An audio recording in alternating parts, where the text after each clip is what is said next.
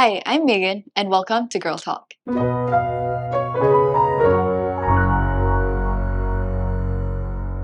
On our first episode, we're going to be learning and exploring more about infertility. As couples get older, infertility has become an increasingly common issue. With its many potential causes, infertility is often confusing and intimidating to navigate. Over the next 2 episodes, we will be joined by our expert Prof. Huang Zhongwei to break down and answer common questions about infertility. As this is part 1 of our series, do stay tuned for part 2. Do remember to like, subscribe, and share Girl Talk on all our social media platforms. And now, let's have a Girl Talk. I'd like to introduce our new expert guest for today, Prof. Huang Zhongwei. Adjunct Assistant Professor Huang Zhongwei is a consultant at the Department of Obstetrics and Gynecology with an interest in reproductive endocrinology, infertility, and sexual medicine. As a clinician scientist, he has published in many renowned scientific journals and hopes to discover innovative solutions to infertility and foster reproductive longevity through his research. Hi, Prof. Thanks for joining us. So before we start, do you mind just maybe telling us what a day in your life looks like? As a consultant at National University Hospital, as well as a clinician scientist with NUS Medicine, I think it's a very busy day every day because we have so much to do. I think looking after women and couples is the main gist of my work. And looking after them actually creates a lot of important questions, I find, that we need to resolve for them. And that is where I feel that clinical work, caring for patients, and research all ties hand in hand. And every day, other than looking after couples with fertility problems, I also look after mothers who are pregnant and going through labor and delivery, as well as women who have completed their families and in their post-reproductive years. We look after them in their general health and well-being as well. And throughout all this time, we're looking after them. We have so many questions that they have for us. And that's when, I think education is what you're doing now. Is really very helpful because this will help them answer many things about the bodies that they do not understand about. And I think it's important that we talk about it openly so that everybody can understand, especially women, on how their bodies work and how reproduction and how babies are made. Well, thank you so much for sharing that, Doctor. So, I guess since you've offered such a great segue, do you mind if we just jump very quickly into our questions? Yes, of course. Yeah, so maybe as a very quick introduction, what actually is infertility? Right. Infertility, there is a World Health Organization definition, and it refers to a couple who has been actively trying, having regular sexual intercourse every 2 to 3 days without using any birth control. And after 12 months of active trying, they could not still conceive on their own. And that's what is defined as infertility. I see. Well, thank you very much for that clarification. So I'd say maybe in the general population, how common is infertility? Right. Based on the current population health statistics, infertility is a common problem. As common as 1 in 6 couples worldwide actually experience some form of infertility. In your common practice, do you find that, even in recent years, that this has been increasing in your patients? I think in recent years, what we see in the clinics, especially at the clinics for fertility, couples come in much more earlier when they have exposure and realize that the woman's age is a very important factor in determining fertility. And I think the other thing that I'm seeing more and more often are they're coming later. That means when they are coming after 35 years of age, trying to conceive. And they tend to get very anxious and tense about the whole process as well. Yeah, I'm sure. Yeah, you mentioned age as a factor that plays into infertility.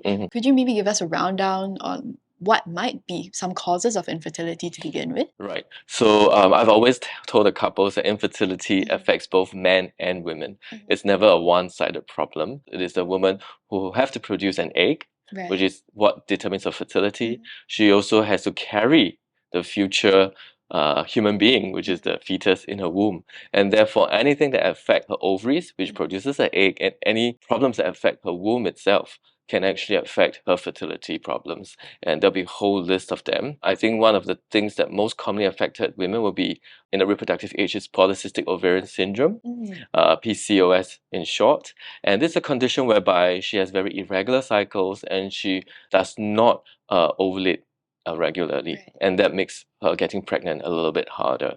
Other problems that may affect fertility status would includes age as well, because the egg quality of a woman actually goes down as she gets older, Right. and the numbers also goes down as she gets older as Yeah. well. So that's something that is always very sensitive to talk about, but it's something that we have to let women know.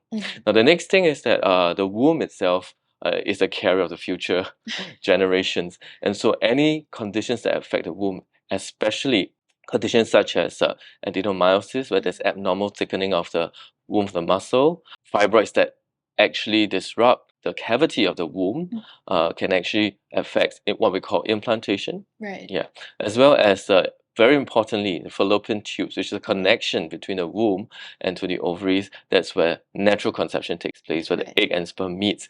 If anything such as infections or previous pelvic surgeries that causes adhesions to the fallopian tubes itself, this may actually result in infertility in a woman. And for men itself, most importantly, they need to produce sperm.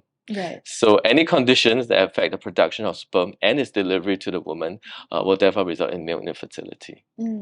Wow, that sounds like a very long list of things that might go wrong, Prof.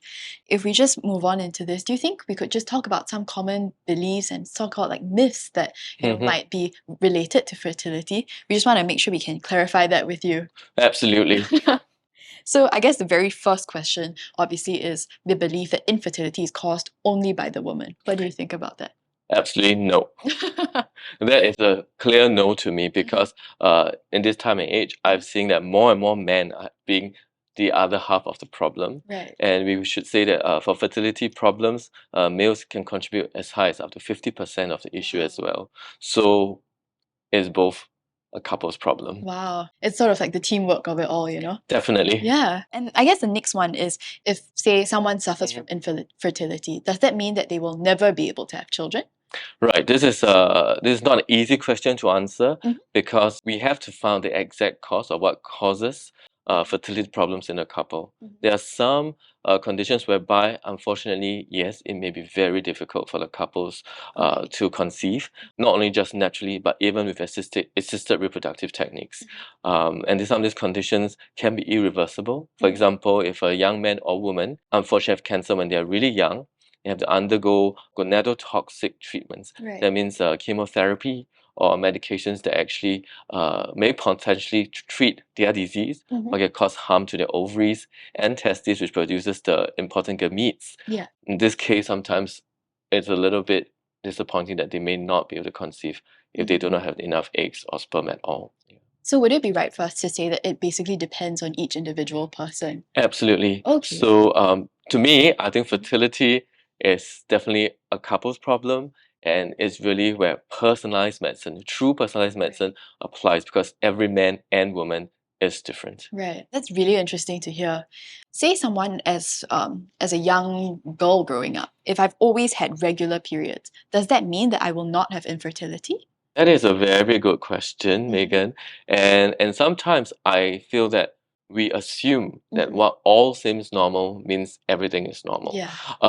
There are a lot of studies that shows that regular menstrual cycles is actually a healthy sign of a woman's future reproductive health as well as the general health. Whereas if young women have irregular cycles for a long time, they may be concerns about even her own general health and well-being. So I would gather that in the majority of cases, if a woman have regular cycles, she is less likely to encounter problems with fertility.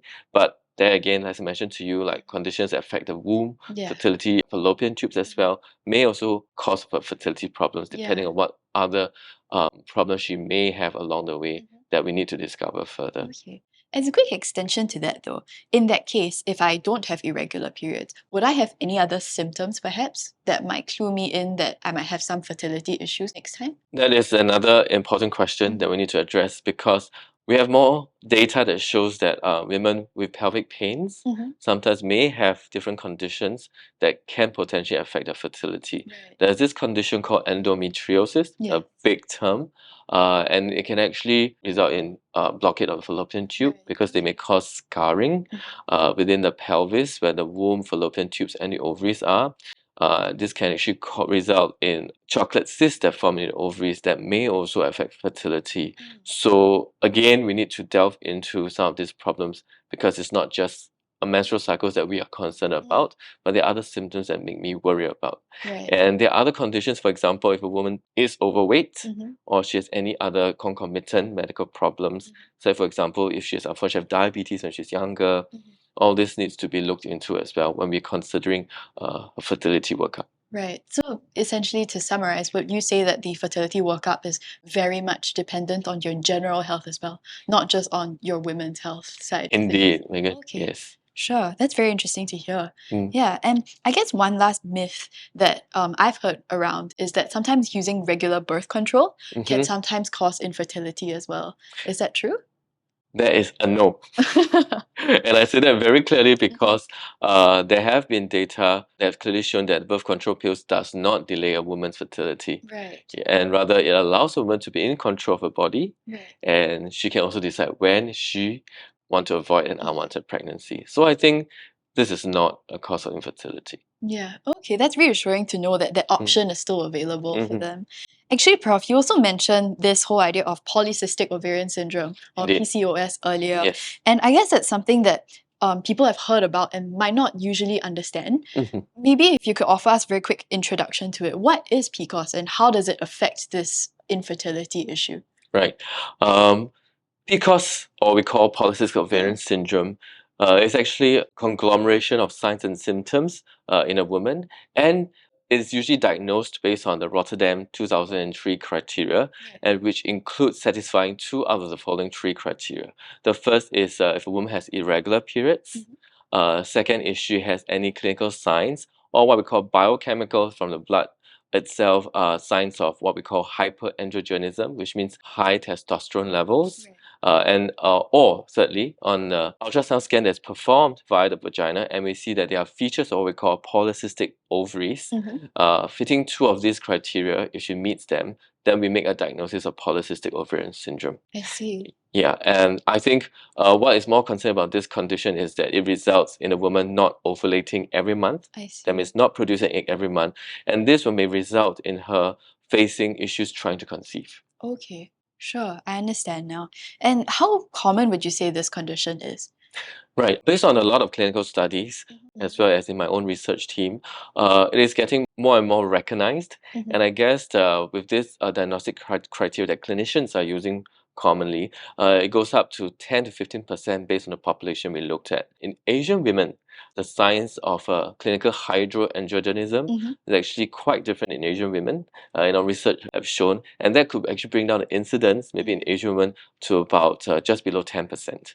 I see. So there are new ways that we want to look at this condition, and I think it's another huge topic to discuss further. Yeah, definitely. Actually, Prof, when you mentioned this thing about hyperandrogenism, what do you refer to for that? So hyperandrogenism is a big term, but essentially a very important concept is that both men and women have both male and female hormones. So in a woman, she has some male hormones, but it's 10 times lower than that in a man. Yeah. And so when a woman, what we determine as hyperandrogenism, her male hormones go in the upper range of normality, Right. yeah, in a woman, and go slightly higher than the normal.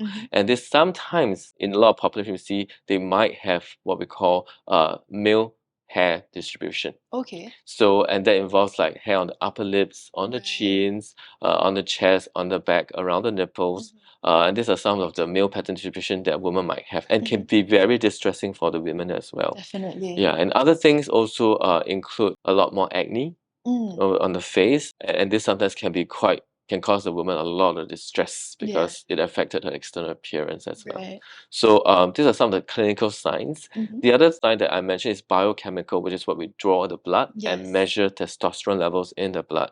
And when this goes higher than the expected normal range for women, we can also diagnose that in conjunction with the other signs and criteria that I mentioned earlier. Okay, great. Thanks so much for clarifying that, Prof. In general, who's like someone who is at a higher risk of having PCOS? That is a very interesting question. Until now, scientists and clinicians still couldn't pinpoint to an exact cause for polycystic ovarian syndrome. Okay. We see a high variability and potential differences between different ethnicity and population groups as well. Yeah. But there are a number of studies that show that there could be some genetic susceptibility. So, for example, if a woman has polycystic ovarian syndrome, there is a higher chance that her daughters may also be having that condition as well. And there are some research that has shown that perhaps the environment may have some influence on that. But we still need to do more research in that area to determine the exact cause. So would it be right for us to say that right now, from what we understand, there's many factors that can cause this? Absolutely. I still think that there are the causes that can cause this. But many a times it may be something that could be inherent in a woman's body that might be unique to herself. So we do need to explore that a bit further. The research I'm doing at NUS Medicine is also really trying to push that forward to understand this group of women much better so that we can, offer more personalized advice and treatment strategies for these women as well. Well, thanks for that, Prof. And say someone has been diagnosed with polycystic ovarian syndrome. Does that only mean that this primarily affects their women's organs? Does it affect the rest of their general health? Excellent question, Megan. Polycystic ovarian syndrome is not only a problem of the reproductive system. Women with polycystic ovarian syndrome has been linked to a number of other health issues. And I think the most important health issues that I will say is diabetes. I see. And this is not just at this point in time. She may have higher risk of gestational diabetes when she gets pregnant.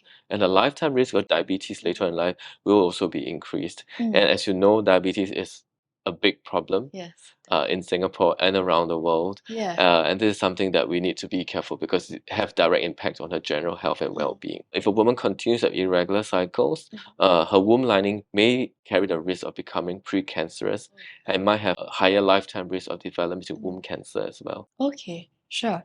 And finally, probably my last question for this part, Prof.